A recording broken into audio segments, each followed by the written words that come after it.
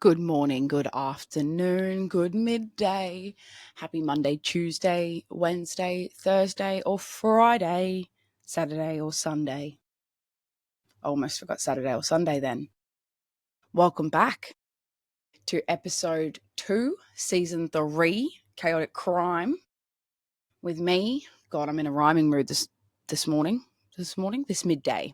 It's 1 o'clock my time. Not sure when y'all are listening. But God, I can't. You cannot allow me to go off track for too long because I start to say rubbish. But we're doing, if you guys weren't here for episode 1 of season 3, we are doing for this month or this series, because we do 4 episodes a series, we are doing cases that changed everything. So last ep we covered the Amber Alert case, which I think I don't think I know I got very emotional. So that was top tier. If you guys haven't heard it, definitely go and have a listen, because sometimes we already have all these structures and protocols in place and we forget where they actually stem from. So, of course, me being me, the next one I'm bringing you guys is another heavy one. So if we want to do a couple of shoulder rolls before we get into it, let's do it. This one is essentially a survival story which gives us a happy ending for once. But it's a survival story that just doesn't seem real. And I know that we do say that quite often, but this is beyond anything that our brain can comprehend. Now, if you've ever heard of the phrase, the girl in the box, this is that case. This is the case of Colleen Stan. Now, this is about a young woman who survived 7 years of captivity, torture, psychological control, and isolation so extreme that it is going to give us all combined chills. So this isn't a story about what was done to her. It is a story about what she endured and what she survived, and about how a woman can live through something so unimaginable and still walk out the other side. So put your swimsuits on and let's dive in. Now I'm going to slow it right down for us, because understanding this case is understanding Cameron and Janice Hooker. They are actually the key to this case, unfortunately. Now I'm going to be the first to say it and the first to call it, that these two were not a normal couple with just a dark secret. Their entire relationship was already built on violence and control before Colleen had ever stepped in that car. Okay, so we're going to start with Cameron Hooker. The best way I can describe this man is a man that is completely obsessed with domination. Not sex, domination. So he was violent from the very beginning, even in the early days of dating Janice. He used bondage, whipping, and torture as a part of their relationship. And Janice really wasn't into it at that point. She was actually quite terrified. But she was also only 15 years old when they met. 15 years old. Now, he was older, confident, and charismatic in that creepy, too intense, too fast kind of way. So Janice essentially came from an extremely strict and religious household, super sheltered. And Cameron, in all of his glory, used that as a tool, or I guess vulnerability within her to target her. He figured out what sort of upbringing she had quite quickly. And in that, he instantly groomed her, molded her, and isolated her. So Cameron told Janice from the very beginning that violence was normal and necessary, and that was what he needed to be fulfilled in life. Janice did admit later that she agreed to things she hated because she thought it would keep him calm. She thought if she kept him satisfied that he wouldn't hurt her. And honestly, you can see the trauma in every interview with her. She speaks like someone who still hasn't fully unpacked the level of control that she was under. Now, here's the twist before the twists that really set the tone. Janice eventually agreed to let Cameron take another woman, as long as he never killed her. That was essentially the deal. This was their marital compromise, unlike any that we've ever heard before. So Janice would go on to marry him, have children with him, and allow him to kidnap a woman because it meant that she wasn't the one being tortured. Now, I'm not excusing her in any way because she was absolutely a part of this violence, but you can see the power imbalance from day one. Janice was never the mastermind in this, and that's pretty clear. She was a victim who was extremely compliant under the threat of losing her own life, her baby, and her safety. And Cameron at this point had conditioned her perfectly. So by the time Colleen had gotten in the car with them, Cameron already had a fantasy, a torture system, a submissive wife, a rulebook he believed he was entitled to enforce, and the goal of capturing a woman that he could train. So in the big picture, when we zoom out, this was not a spontaneous act. This wasn't an opportunity in which he had just stumbled upon. The hookers were actively looking for someone. Cameron had made it extremely clear that he wanted a slave, and Janice had agreed to the plan.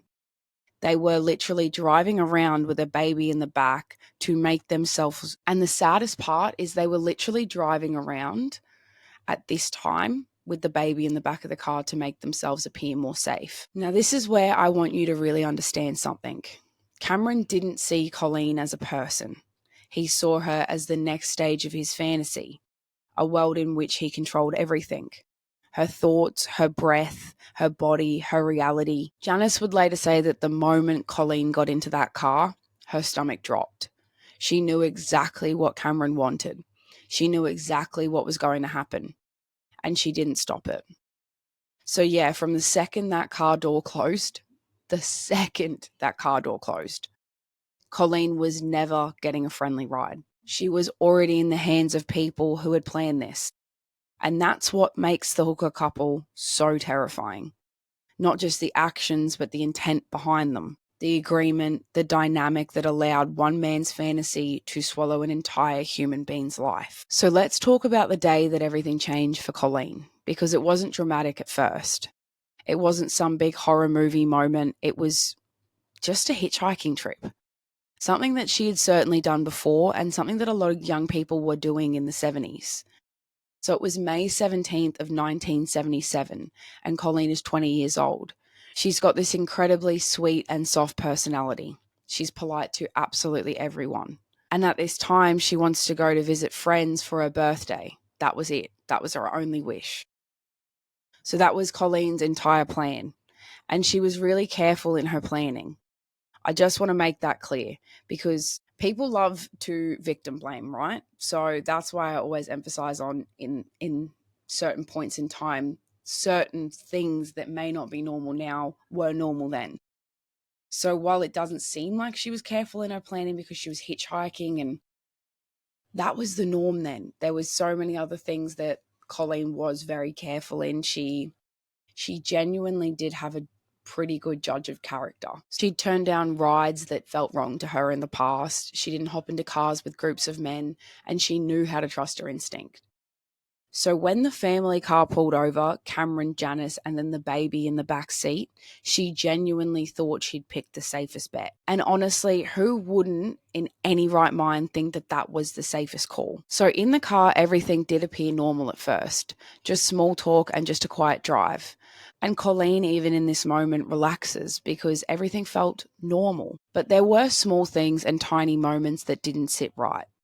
Cameron watching her a little bit too much through the mirror, Janice looking uncomfortable, but this was nothing dramatic enough to jump out of a moving car. But it was enough to make her a little bit more tense. Now, there is one moment in this case that people always come back to. They stop at a gas station, and Colleen goes to the bathroom. And Colleen later said that she had this really strong instinct, like a full body, do not go back out there feeling. She even thought about climbing out of the window and running, but she talked herself out of it. She didn't want to judge them, and she didn't want to overreact. I think so many women listening understand exactly what that means. We're conditioned our whole lives to be polite, even when our instincts are screaming. So with this, Colleen did get back into the car. Now, a little while later, Cameron takes a turn down a dirt road. He tells Colleen that they want to stop. So a little while later, Cameron turns down a dirt road. He tells Colleen that they want to stop and see a cool spot. And again, she's trying to be polite, so she goes along with it. And once they stop, everything shifts. Cameron pulls over and gets out. And comes to her door. And suddenly he's pointing a knife at her. There's no warning, no conversation, no build-up. It literally changed within the snap of her fingers. It literally changed that fast. He then forces Colleen out of the car while Janice stays inside holding the baby. She doesn't understand what's happening, but she does know it's bad. Cameron forces her to stand still while he gets something out of the truck. And this is where you really see that this was not spontaneous at all. He pulls out a handmade wooden box, a head box. Heavy, solid, lined with padding and installation. He had designed it himself, he had built it, and he had brought it with him. This was planned. So Colleen at this time, understandably, is shaking, terrified, and crying. He puts the box over her head and locks it in place. It's pitch black, it's tight, and it's hot. She can barely breathe and she can barely see anything. She can't hear anything clearly, and she has absolutely no idea what's going to happen next. So they then get Colleen in the car and drive her all the way back to their home in Red Bluff with this box on her head. Once she's inside the basement, Cameron takes the box off and immediately strings her up with all of his ropes, hooks, and restraints, all of which, again, he has already set up. This was not an improvised act. This was a fantasy that he had been thoroughly preparing for. He went on to torture her, assault her, hurt her in ways that were designed to terrify her into complete submission. So it wasn't just violence, it was psychological breaking. And then came the second box. The one that people know from the case. This is a full body wooden style. So then comes the second box, which is probably the one that people know the most from this case. This is a full body wooden style coffin-like box that he built to store her in. He put her inside of that on the very first night. No light, no space, and barely any air. Just a tiny hole so that she wouldn't suffocate. And that is essentially where she stayed unless he wanted to use her. In a box under his bed. Literally under the bed where he and Janice slept. So this wasn't a slow progression, it wasn't gradual. Within hours of stepping into that car, Colleen had gone from a normal young woman hitchhiking to being held captive underground in complete darkness. And she had no idea if she'd ever see another day. So now we're in the part of the story where Cameron stops being the kidnapper and starts becoming something much more dangerous. A controller. His goal wasn't just to capture Colleen.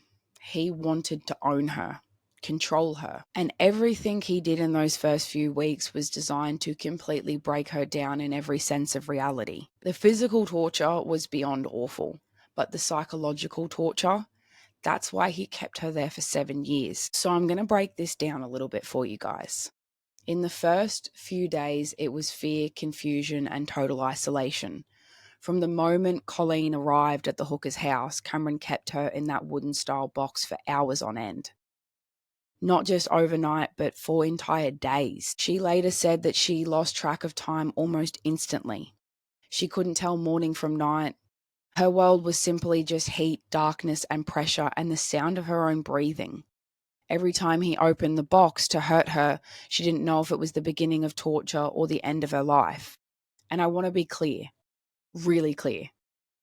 This kind of sensory deprivation breaks the human mind really fast. When you take away light, time, and movement, and then sound, the brain starts filling in the gaps with absolute panic. Colleen started doing this thing where she'd repeat prayers or childhood songs just to remind herself that she was real. Now, the early training. Cameron was really methodical, calculated. He didn't rage and he didn't yell. He was almost always calm.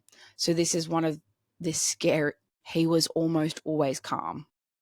He would take Colleen out of that box, hang her from the ceiling, or tie her to frames he'd built out of wood or metal.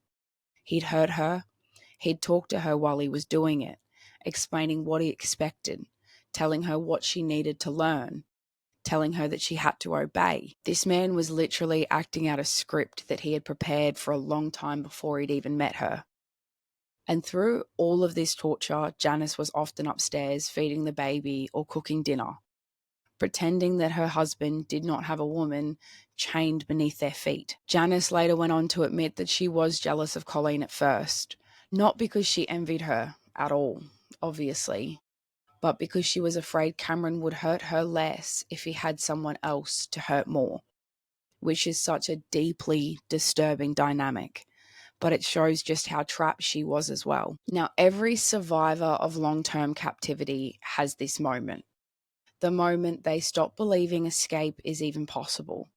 So for Colleen, because of all of the training and tools of torture he'd implemented, this happened pretty quickly. So one day early on, Cameron brought her out of that box, tortured her, and then put her back in. But this time he didn't come back. He didn't come back not for hours, but for days. She said she could hear life happening upstairs, footsteps, voices, a baby crying, water running. She was right there in the same house, completely alone in the dark. Hours turned to what she thought were days, and eventually she had assumed that he had just left her there to die. Now that was her real breaking moment, because when Cameron finally did open that box, she realized she was still alive. She felt this mixture of relief and absolute terror, because it meant he was in full control. Her life depended on him completely. Her death depended on him. He had successfully disconnected her from the outside world. And even more importantly, he had completely disconnected her from herself. And overall, this is the foundation that Cameron needed. Cameron didn't want a rebellious captive. He wanted someone who had stopped trying, who froze, and who just obeyed. And the thing about trauma is the brain often goes into survival mode. It just starts cooperating with whatever will lessen the danger. So Colleen began to do exactly what he wanted. She stayed still, she didn't fight, she didn't scream, she didn't try to predict his moods to avoid any violence. This wasn't weakness, it was pure survival. And Cameron took that as a sign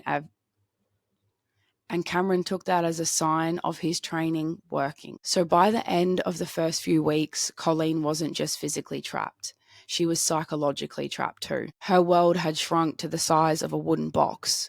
Her only human contact was with a man who hurt her and a woman who had watched it happen. Her reality was whatever Cameron wanted it to be. All right, so now we're getting to the part of the case that is honestly mind-blowing.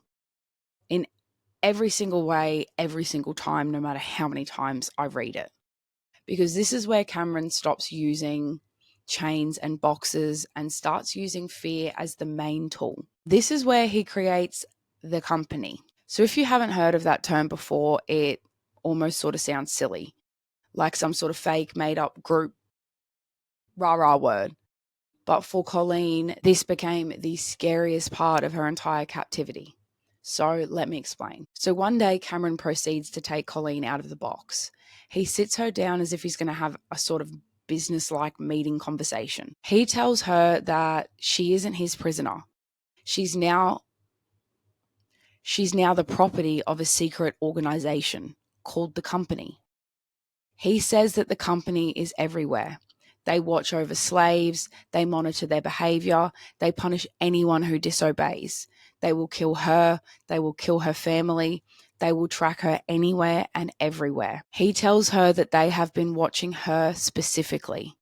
He tells her that they have files on her parents, her siblings, where she grew up. Now, all of this was, of course, lies, but you can imagine Colleen in her mindset, in her brainwashed mindset, how terrifying that must have been. So this girl so I do want to be clear that at this point as well, Colleen has been kept in that box for months. She's been starved, sleep deprived, abused, terrified, and completely cut off from the world. So to anything this man was saying was real. Now the thing is as well, Cameron didn't just describe the company, he performed it. He would pretend to get calls from them. He would leave the room as if he was talking to a superior. He would stare at Colleen and say, "They're watching you. Don't mess this up." He forged documents, like literally typing up fake documents, contracts, official rules.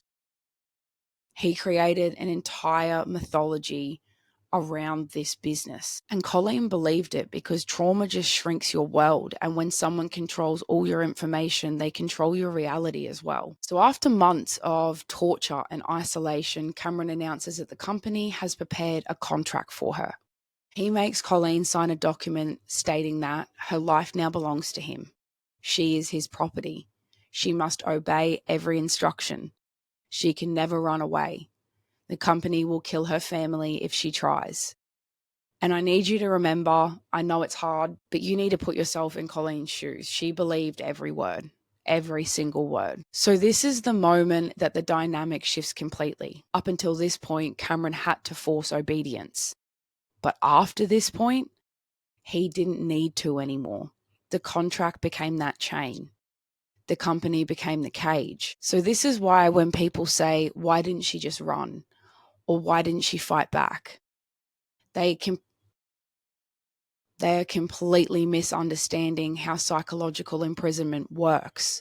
Colleen didn't believe she was physically trapped anymore. She believed she was under global surveillance by a violent organization that would destroy her and the people that she loved. And that belief stayed with her for years, even when she had chances to leave. Now, you'd think Janice, the wife, might be the one person that could help or would help Colleen. And eventually she does, but at this stage, she reinforces the lie.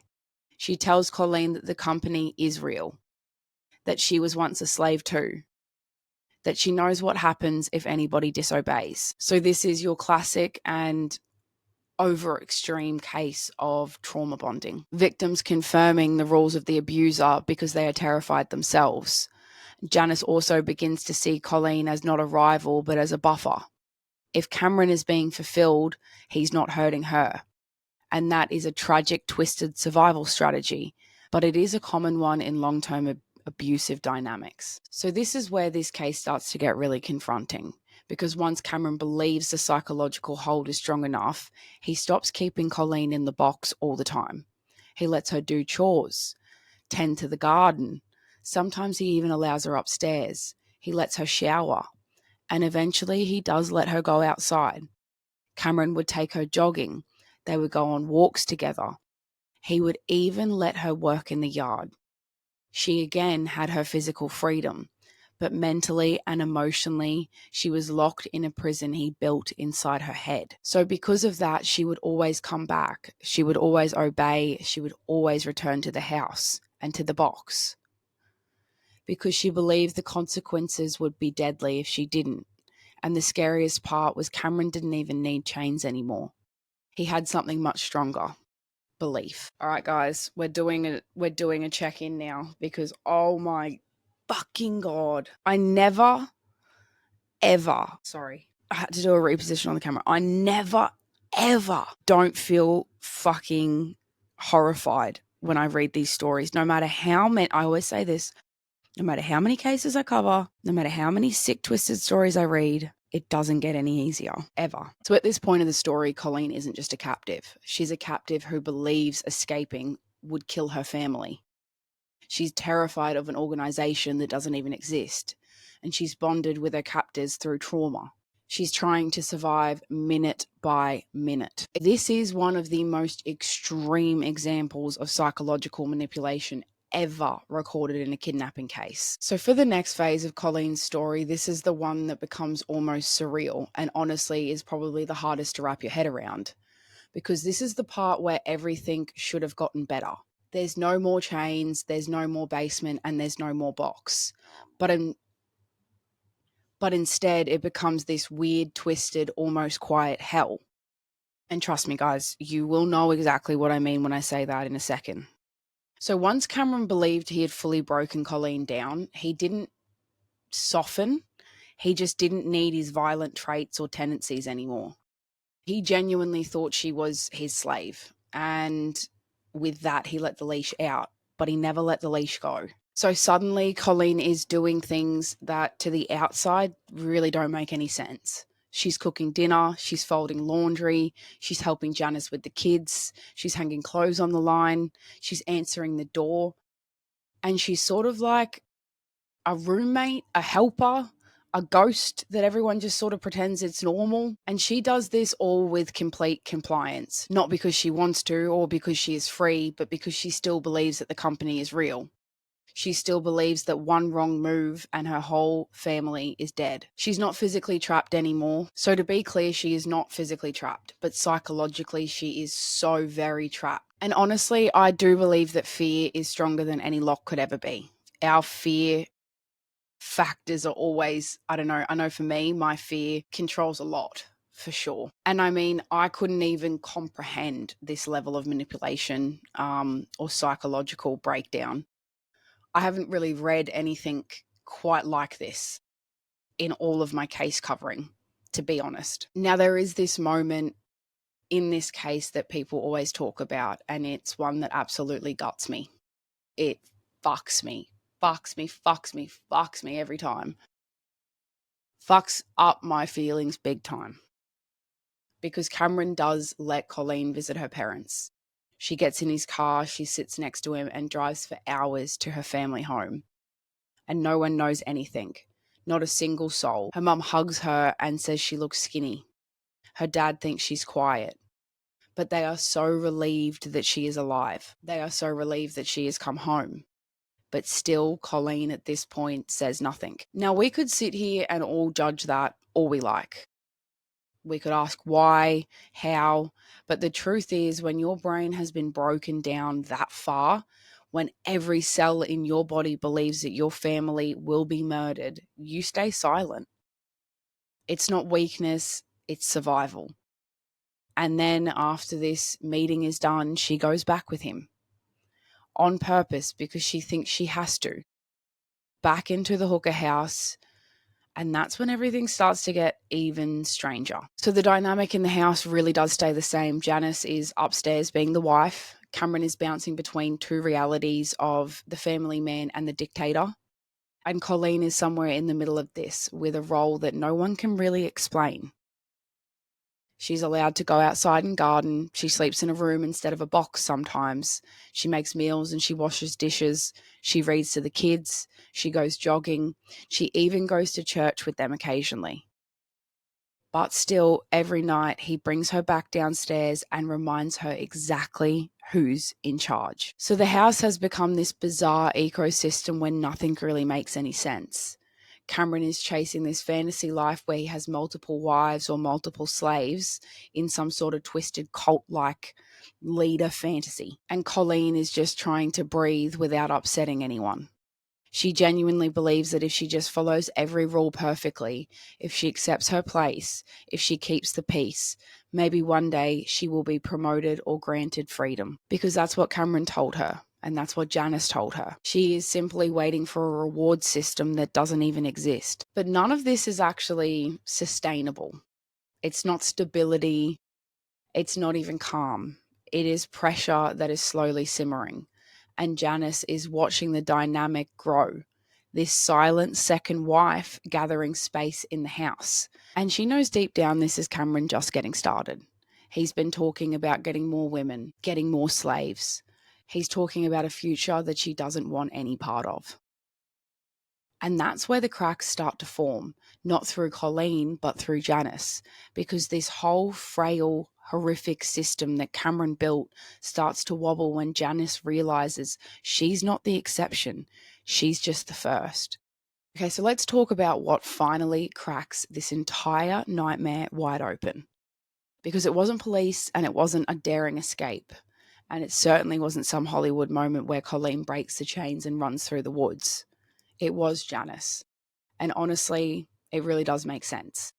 Because when you look at this whole timeline, Janice is the person who's breaking slowly in the background the entire time. He had broken her so much that she wasn't even game enough to try to escape. Janice was the only way out. The only way out. And I think she also knows that Colleen isn't going anywhere. This isn't temporary, and that he didn't borrow a slave. He built one. And that sort of terrifies her. So I've sort of pictured the moment that's like the beginning of the end in this case. So around 1983, Cameron's standing in the kitchen talking about how he wants more women and more slaves and essentially a whole group. And I feel in this moment that this was being discussed is when Janice snaps internally and she realizes that he isn't going to stop. Like, this is quite literally just the beginning. So after this moment, everything became so unbearable for Janice. And instead of directing all of her anger at Colleen, she does something completely different. She befriends her, but not in the normal girl bond kind of way. In the small, hesitant, heartbreaking conversations, quiet moments where guilt pushes through the cracks. And one night she finally tells Colleen the truth. Not in a dramatic sense, no cameras and no shouting. Just a simple, world-ending sentence. There is no company. And for Colleen, who has survived 7 years at this point of torture, fear, compliance, just freezes. Because everything she has based her survival on was not real. And the people she thought were watching her parents, fake. The rules she thought were enforced across the country, fake. The threats, fake. Or rather, just Cameron. It's like waking up from a vivid nightmare and realizing that the monster isn't under the bed. It's in the room with you the entire time. And after that truth cracks open, everything shifts. Colleen starts shaking, crying, processing. And in this moment, Janice is crying too because she knows exactly what she's been complicit in. So Janice, in this moment, tells Colleen that she's free to leave. She even hands her bus money. And this part, God, it's going to hit everyone and me every time. Colleen does not scream, she doesn't run, and she doesn't attack. She just quietly gathers a few belongings, things that she'd had for years, that never felt like they'd really ever belonged to her, and walks out the front door. After 7 years, she walks out the same way that she walked in, quietly and carefully. Her mum reportedly broke down crying, and her dad didn't even have words. Colleen finally told them everything, years of silence all pouring out at once. And here's the part that I think always make listeners, myself, everyone around do the whole is that even after escaping, Colleen still didn't really believe she was safe. That's how deep this conditioning really ran. She kept asking her parents if anyone had shown up, if the phone had rang, or if anything strange had happened. And that's trauma. That's what 7 years of psychological warfare does to you. So meanwhile, back in Red Bluff, Janice is crumbling under the weight of what she has participated in. She goes to see her pastor, sits in his office, and confesses everything. And he then calls the police immediately. And within days, Cameron Hooker, the man who thought he was untouchable, who thought he had built the perfect system of control, is arrested at his workplace like a complete nobody. No drama, no fight, just done. And when the police raided the house, they found the box. The one that everyone hears about but can't really picture. The wooden-like coffin structure that Colleen slept in for years. They lifted it out of the basement, and officers said the smell of stale sweat and human confinement was so strong it made them gag. Every piece of this case, the chains, the photos, the box, the contracts that Cameron had made her sign, the stories Janice told, fit together like a nightmare puzzle. And suddenly, the world realized Colleen Stan wasn't a victim who vanished. She wasn't a runaway, and she was never rebellious. She was a young woman who survived one of the most extreme cases of captivity in US history. She survived it, and somehow she survived it with her mind intact. So what actually happens once Colleen is finally safe? Because you'd think at this point the whole thing would just wrap itself up neatly. She's out, she's home, and everyone knows Cameron is the villain. So boom, jail time and done. But no, come on guys, of course not. Of course not. With this case, I think we know and in everything I've just said, and the main reason why I didn't give that much input throughout this one is because, one, there's a lot to cover in this case, and I think Colleen really does a perfect job at explaining it herself, and honestly, if I put too much input, again, I'll just start word dribbling, but this case really wraps me up some, like, I really can't find the words for this level of pain and torture and trauma this woman has gone through. So that's the main reason why I went through it. Not quickly, but why I didn't give my normal input the way I normally do. If you guys are regular listeners, you would know exactly what I mean. But I really do think in this case, with all that we've discussed, in this case, I think we've sort of proven for sure that nothing is simple. Nothing is as it seems in this case. It's nothing that any of us can comprehend, which is why it is one of the worst cases in history for captivity. So do we remember... Okay, so we need to go back a bit, because remember how Janice went to speak to the pastor and then dropped the entire story to the pastor? Do we remember that? That was only a moment ago. We're just going back to there for a moment. After that moment, everything moved fast. Cops went to talk to her and she held back absolutely nothing. Suddenly, the hooker's quiet home life just evaporated. They arrested Cameron at work, and I swear. So they then, of course, like I said, arrested Cameron at work. And honestly, Karma's version of a punchline, because this man had built himself up so much, and he was handcuffed in a parking lot like a sloppy, choppy cheese sandwich that he actually fucking is. It couldn't be more perfect. Truly, couldn't be more perfect. But here is where things get a little bit more complicated, because Janice wasn't arrested as she cut a deal. Quite a big deal, actually. She had agreed to testify against Cameron in exchange for full immunity. So no charges at all in exchange for that testimony. And I know that probably frustrates people, and I will be honest when I say that it frustrates me too, because as I've acknowledged throughout, she was openly involved. She was involved in the case a lot. But without her testimony, without her saying that, yeah, what he did, how he did it, here's where he kept her, all of the details, like really when we're getting into it, Janice was able to deny, how do I word this? I'm stuttering. Janice was able to prove everything without a reasonable doubt. She was the nail in the coffin in this case. And honestly, I think if we're being totally real, without her testimony, we just don't know how it would have gone. We don't know if the case would have been strong enough. So while I'm mad about it, I am grateful that it went this route. The justice system in the end basically went. So I think when we look at the big picture, because the alternative could be Cameron walking free, while it leaves a sour, bitter taste in our mouth, it really is better than that, right? I know, I just have to say that. So the trial started in 1985 and it was huge. So when the trial officially started in 1985, it was huge. And nobody had ever heard of a case like this before. So you can imagine the reporters everywhere, people in total disbelief at what they were hearing, reading, witnessing. Now, Cameron did come forward and plead not guilty. Like the true delusional king that he thought he was, he tried to paint himself as misunderstood, as though it was some sort of consensual BDSM situation gone wrong.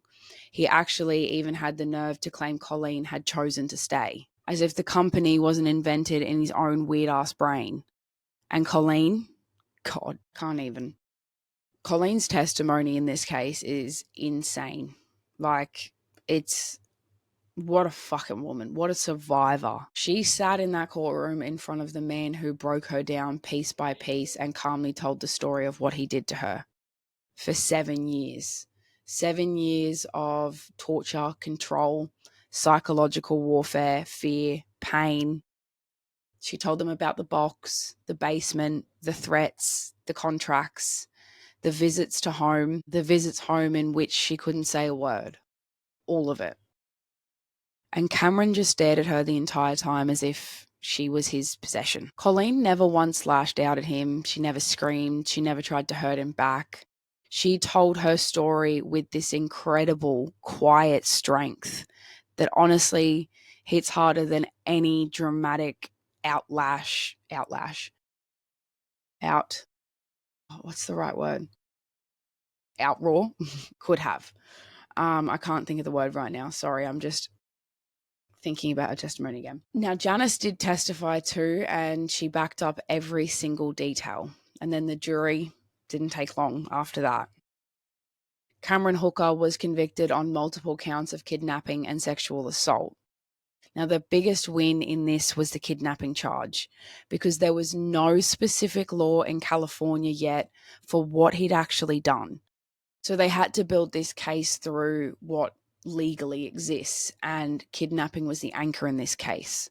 So he was sentenced to a total of 104 years in prison. And honestly, good. I have nothing else other than to say fucking hallelujah.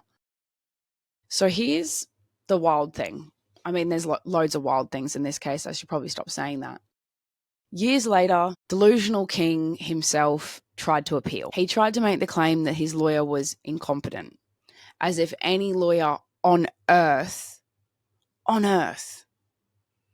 could make "I built a human slave box in my basement" look good in court. So every appeal has been denied. Hallelujah.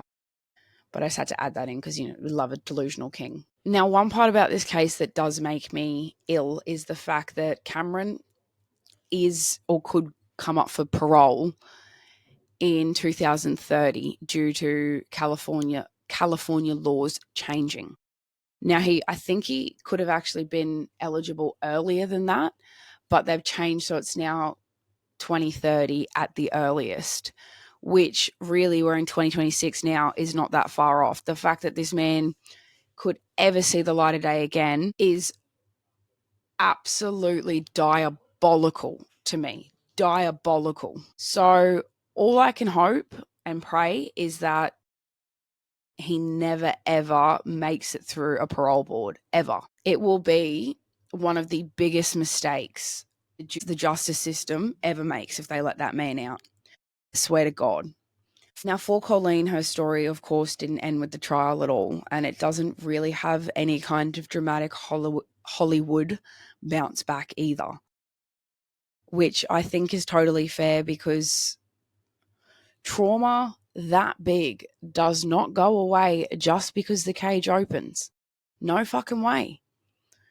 She's a warrior. She's a warrior. But she has tried to build her life back quietly. She's worked odd jobs, volunteered, stayed close to family. She doesn't want any fame, and she doesn't want to be the girl in the box forever. And I think we need to honor that, love that, and respect that. She just wants to be normal.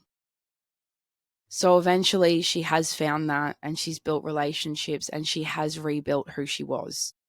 She's forgiven Janice, which honestly blows my fucking mind in the best way, because I think that takes a level of strength that a lot of us don't have and could hardly ever understand, wrap our heads around. And Colleen is still alive today, and she does continue to live a quiet life. Now, she does still share her story when she chooses to, not because anybody owns it, but because she wants other survivors to know that unimaginable trauma doesn't mean the end of everything. She is so unbelievably strong, and I don't think any of us can comprehend that level of strength. Now, I honestly personally think that she's not even strong just because of how positive she stayed, not because she escaped dramatically, but purely because she endured something that is designed to erase a person. And she beat all odds. She didn't disappear. She came out with her mind.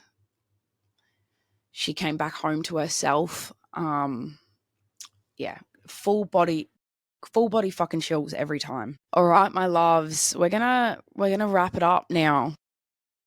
I think I've left you guys quite heavy. Now, you may be wondering why this changed everything. It changed everything because it is one of the worst and most insane cases of psychological abuse and captivity in history. It changed the way we look at captors, victims, abusers. So I feel like this was quite a marking point, or another turning point in abduction cases, especially like the captivity abduction cases where they're snatched or stolen for the reason of being broken down. Now, Colleen's level of being broken down, while we don't discourage or disregard one's version of it, hers was just set apart from others, which is why I brought this story to you today and brought it to this series today. So I feel like I went off on a tangent. I wasn't making sense, and then I made sense at the end. So that's great. Now, I really want to make sure that we look after ourselves. We hydrate, unclench your jaw. If you've got your jaw clenched, I've got a thing where I do that where I'm a little bit, where I get a bit tense. Take a deep breath. We need to do that. And remember, the world is really, truly chaotic enough. So stay kind, stay curious, and stay human. I'll see you next week for another case. Love you. Bye.